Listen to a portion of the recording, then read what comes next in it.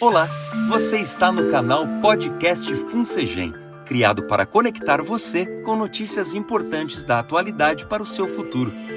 Neste episódio, nós vamos falar sobre os motivos que levam o Brasil a ter uma das maiores taxas de juros do mundo, que hoje está em 14,25%.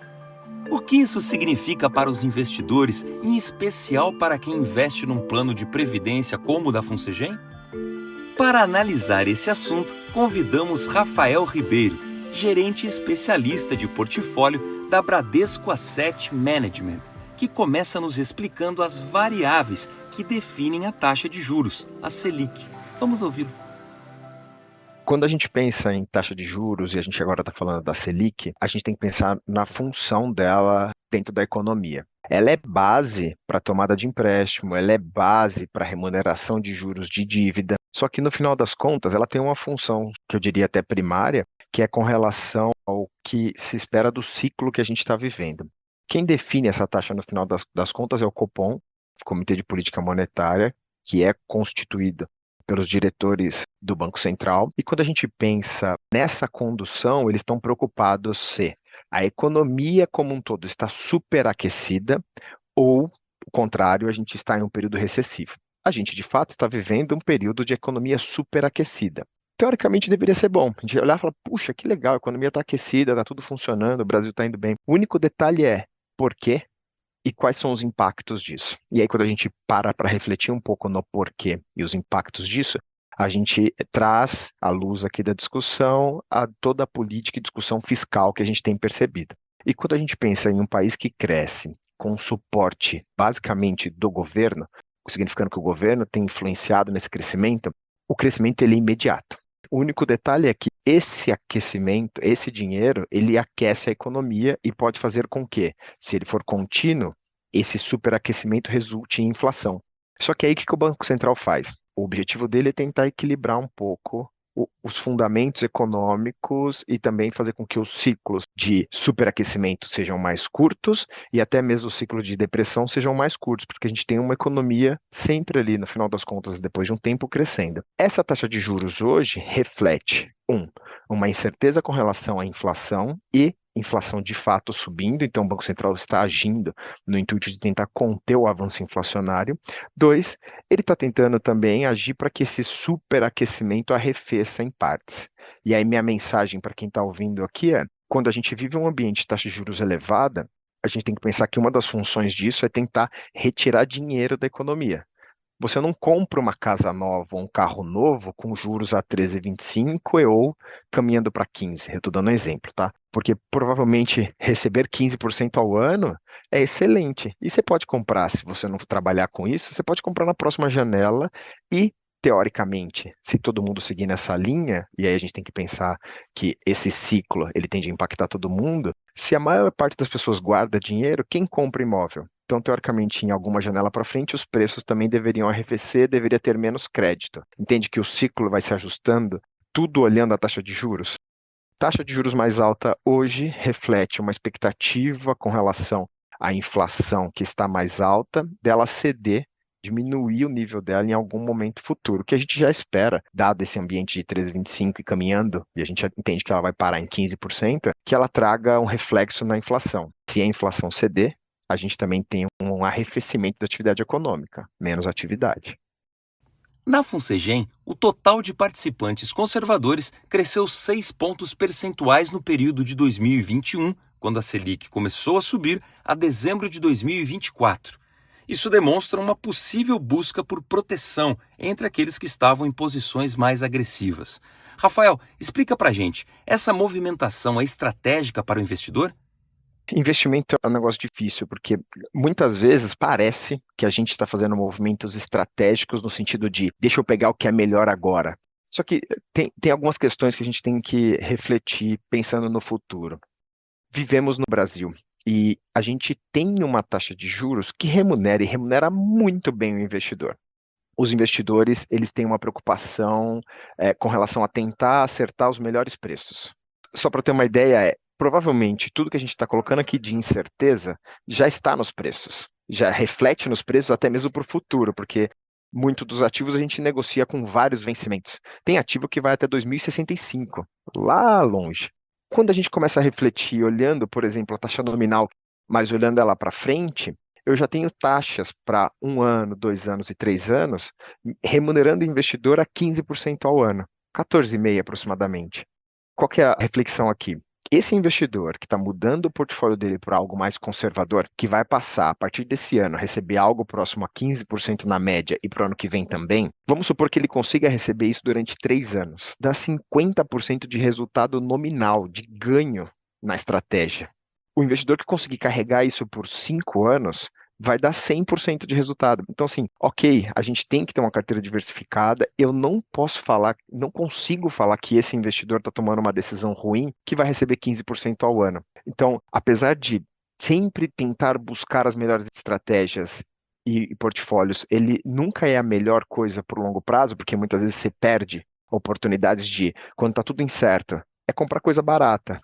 Aí o investidor vai para o que é menos arriscado para tentar passar um tempo mais tranquilo. Provavelmente essa é a hora de tomar mais risco. Em contrapartida, receber 15% ao ano é contraintuitivo dizer que ele deveria tomar risco. Então, a gente vive um momento brasileiro onde, puxa, de fato, a remuneração do ativo livre de risco, ela é tão interessante que te faz pensar com relação a qual alocação você poderia fazer para o futuro.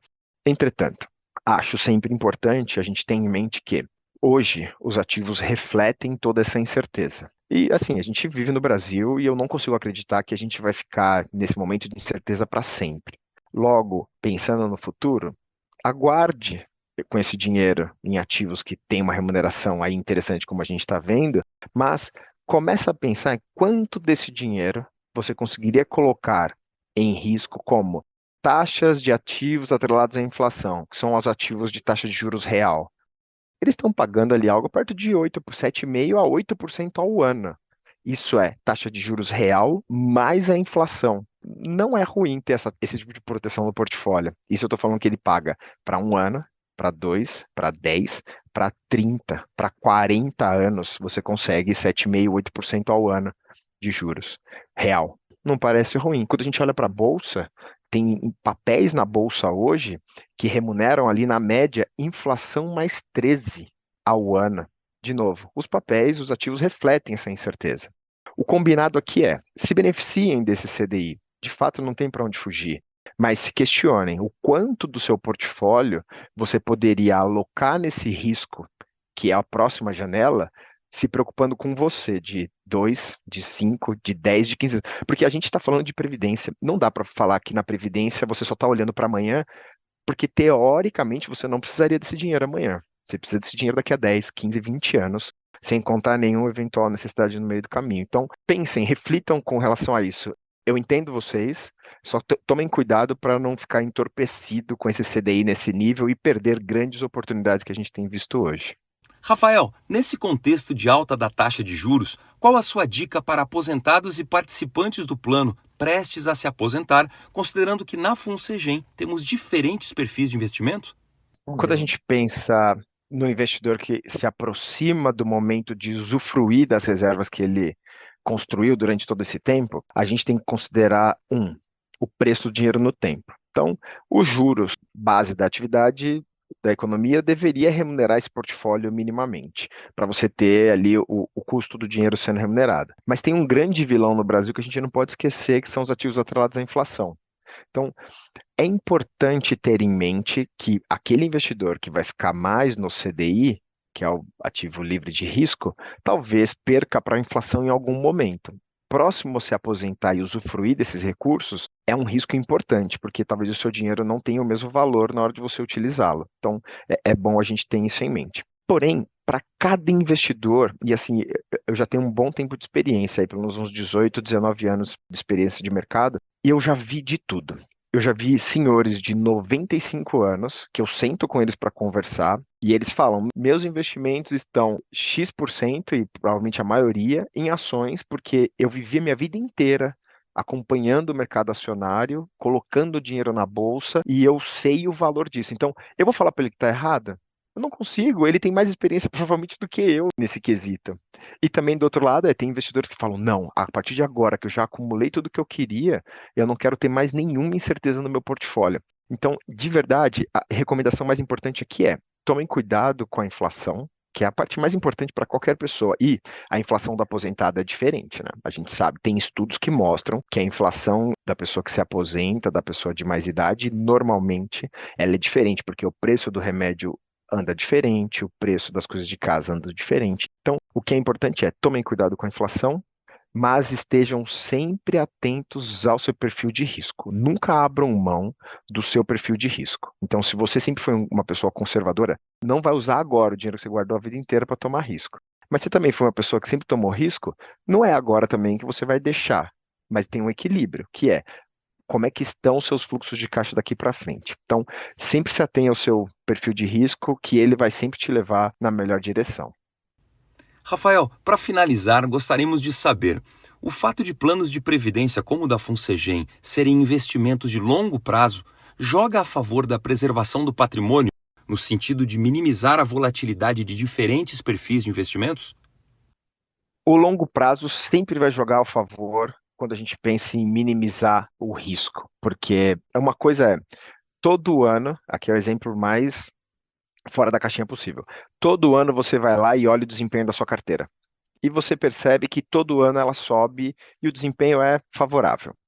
Outra coisa é, todo dia você olha o desempenho da sua carteira e você fica incerto se você vai chegar onde você deveria de fato. Sendo que você fez um investimento onde você vislumbrava a sua aposentadoria. E hoje você tem 25, 30 anos e está ali falando, nossa, eu preciso trocar agora esse portfólio. Sendo que aqui na Previdência a gente vive uma beleza que a gente tem pouco investimento, ou nenhum, que é a recorrência. Aqui uma parte do salário sai todo mês para comprar alguma coisa. Pensa, o mercado está indo muito mal. Hum, talvez não seja tão ruim porque eu vou comprar mais barato aquilo que eu queria. Eu tenho a convicção que é aquilo que eu queria. Então, puxa, aquele fundo que tem aquela estratégia com X de bolsa está caindo. Mas pera, são 10 anos para frente, ou 15, ou 20, e eu vou ter todo mês entrando um pouco de salário. Puxa, vai ficar legal isso. Mas o desempenho dos últimos 2 dias não foi bom. Eu estou olhando para 20. Então, assim, o que você tem que pensar é, provavelmente, a recorrência do investimento mensal, ele ajuda muito a suavizar toda essa incerteza. E prazos mais longos melhoram também o desempenho da carteira, contanto que você não mexa demais. Então, a gente até falou aqui de o investidor que saiu do risco e foi para o CDI, depois volta.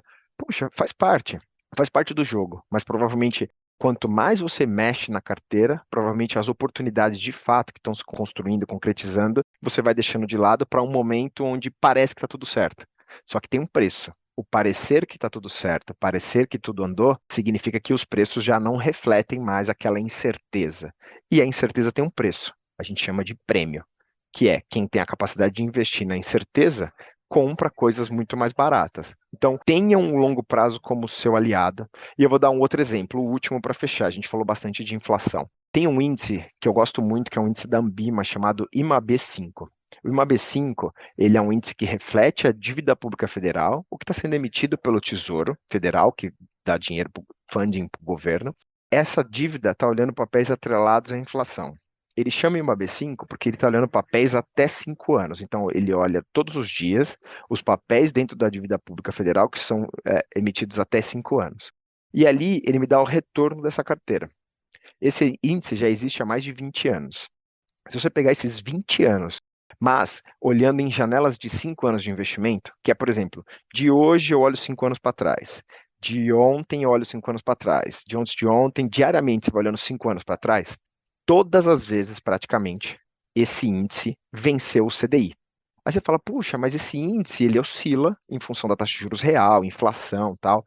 Mas a gente vive num Brasil que a inflação é ligeiramente alta, consistente ao longo do tempo. Então, para esse investidor que nos últimos 20 anos conseguiu ficar pelo menos 5 anos investido em ativos atrelados à inflação de curto prazo, ele ganhou praticamente todas as vezes do CDI, que é o ativo livre de risco.